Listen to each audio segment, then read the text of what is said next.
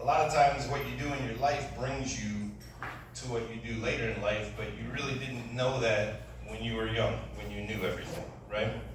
So in high school, I always grew up with my grandmother. My parents liked to go party and drink on the weekends. They're always so proud when I say that about them.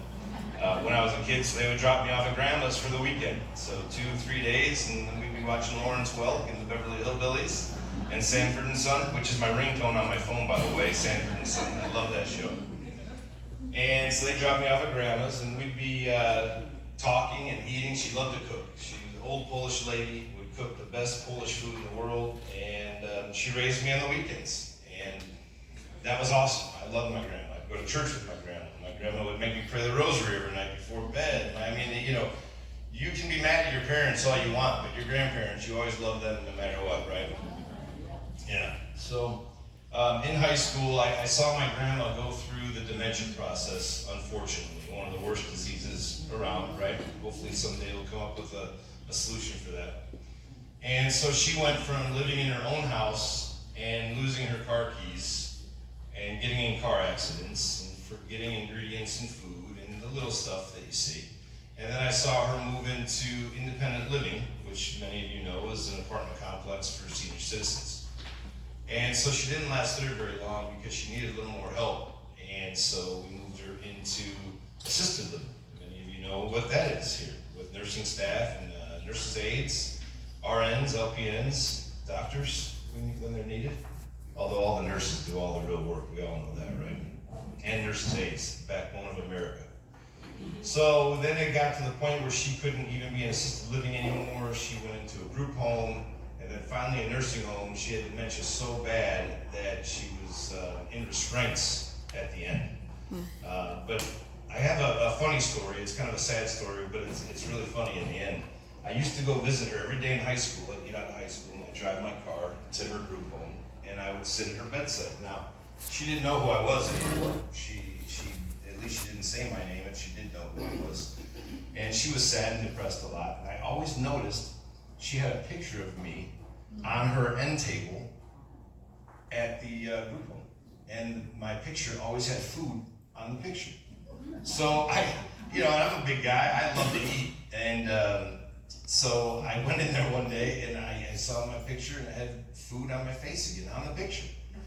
And I'm like, what is going on? So finally, they came in to feed her one night, and she took my picture and was feeding me through my picture.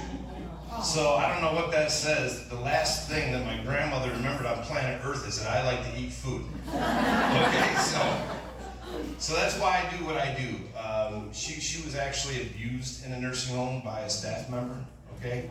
A lot of great nursing homes out there, a lot of great care facilities. This just happened to be not one of them. So they abused her, they physically beat her, and they tried to blame it on her roommate who had Alzheimer's, and that wasn't the case. And you know, a lot of times when people mess up, they shift the blame. And so that really hit me. It hit me hard that my grandmother was beaten by somebody and then she dies after all that we've kind of been through, you know? And so after that, I joined the military. I was jumping out of planes. I was on this security detail at the White House. I had become a cop in Washington, D.C. And I had that question in my head. What am I supposed to be doing? And my grandmother was always in the back of my head for some reason with this abuse. And back when I started a home care agency, there was only about 20 home care agencies around. Well, now there's, 200 in any given town of home care agencies. So I started mine back in 2005, and I did it so people could age in their home gracefully and they wouldn't have to go into a care facility. So I did that for years and years and years, and I sold that back in 2016. And I was on the radio one day doing an interview, and somebody said, "You truly are a bodyguard for all seniors. Thanks for being our bodyguard." And because I would give a scam alert when I was on the radio. And so I thought, bodyguard for seniors. Hey, hold on, that's gotta. So then there was born the senior bodyguard. And I ended up being on the radio in 20 different markets around the United States. I would interview all the old celebrities from Sanford and Son and all the old shows, and old singers and things like that. So that's how the senior bodyguard was platform, and I started traveling the country and doing more radio shows, trying to teach senior citizens and caregivers and family members about the latest scams, because seniors just are losing millions and billions of dollars on these scams, and it's not fair. So education is prevention when it comes to scams.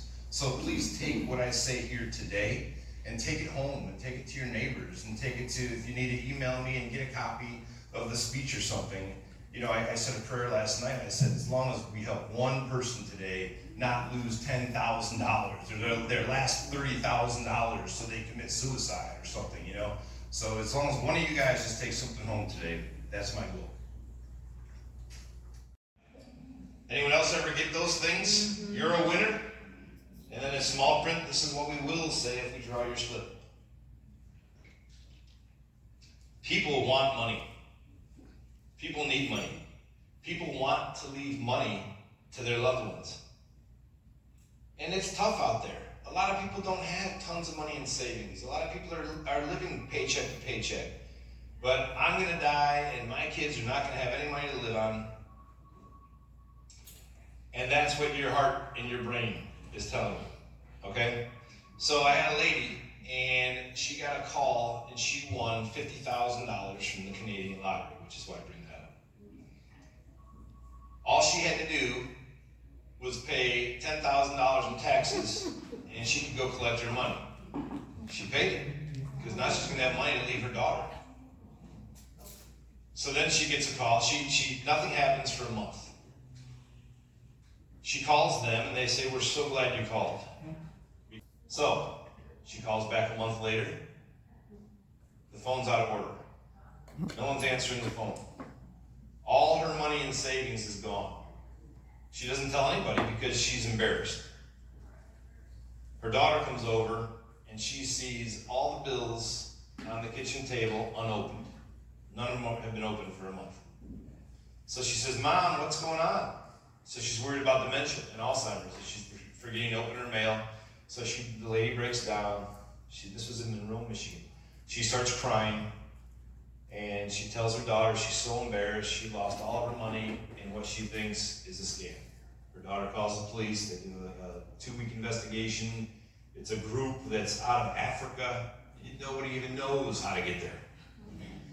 They're never going to get these people. She had to move in with her daughter for the last 11 years of her life because she couldn't afford to pay her mortgage on her house that she had for 30 years. Okay, Americans over 60 last year lost $1.7 billion to scams. The highest amount of anyone in that age group was 60 years old and older. So that's 80% of all the scams are happening to senior citizens. We don't want that, and we can do better with that. I can promise you.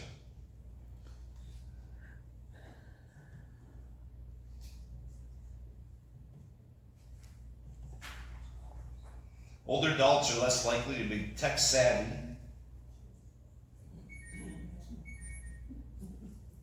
Yeah, okay. Older adults are less likely to be tech savvy and more likely to be home during the day and to be answering their phones or replying to emails. And elder fraud isn't only a hazard for the older population, it affects everybody. You guys might have accrued, senior citizens may have accrued a lifetime of savings. They own their own home. They usually have great credit. They built a whole portfolio and a whole life to be set up perfectly for some scam artists to come in and take all their life savings. And then guess what happens? 99% of the time, you don't get the money back. The police have way too much to do to go track down somebody who stole $30,000 from you. It sounds horrible. If this were the 60s, 70s, or 80s, they would be tracking down your money, but so many people are doing it that there's just no way of getting your money back. So that's the bad news.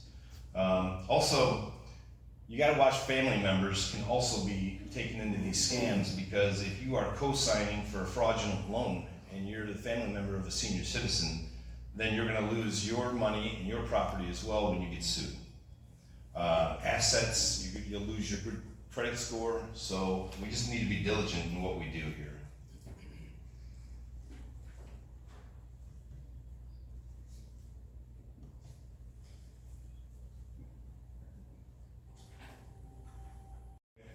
Medicare will call you to verify your Medicare number. You have to pay to receive a new card, which isn't true with Medicare, but they'll call you and tell you that you need to pay the $10 right now. IRS, there's an issue with your return. We need you to call us immediately. By the way, none of these people are gonna call you at home. They're gonna send you letters if there's something wrong. Remember that. Nobody is ever gonna call you for a major issue. If you just remember that one thing I tell you, then tomorrow when you get a call from the IRS saying that you didn't file your return properly, you owe $50 right now to avoid jail time, maybe you remember that. These people will, no one important is going to ever call you and demand money from you, okay? Social Security likes to call you and tell you that your card has been suspended, or you need a new card, or you need to pay the $20 right now to have your Social Security reinstated because it was just cut off a week ago. You don't even know it yet, and you're not going to get your next check until you pay this fee or this tax. Okay? Law enforcement, they'll call you. We've got a warrant for your arrest. You did not pay a parking ticket that you had. Well, I didn't see a parking ticket. Well, you had one, you didn't pay it, a warrant has been issued for your arrest. And if you don't pay the $200 fee right now for that parking ticket, we're gonna send a squad car over and we're gonna have them arrest you in front of your neighbors. Now, 80-year-old people, 90-year-old people, 70-year-old people, they're private people. They don't want their neighbors knowing their business, even though they're out the front door looking at all their neighbors. I do it too, it's okay. So they don't want the cops coming over to my house and my neighbors are gonna think what of me? So I'm gonna pay the $200 right now. COVID, your bank account has been frozen because you haven't gotten your booster. Or you got your booster, so it's frozen. They make up the silliest stuff, but COVID's a big one, obviously, since the whole pandemic has happened. So that's still a hot topic, okay? Especially when winter hits, COVID prices are COVID is increasing. So keep an eye out for that one. And remember, nobody will ever call you, okay? I promise you.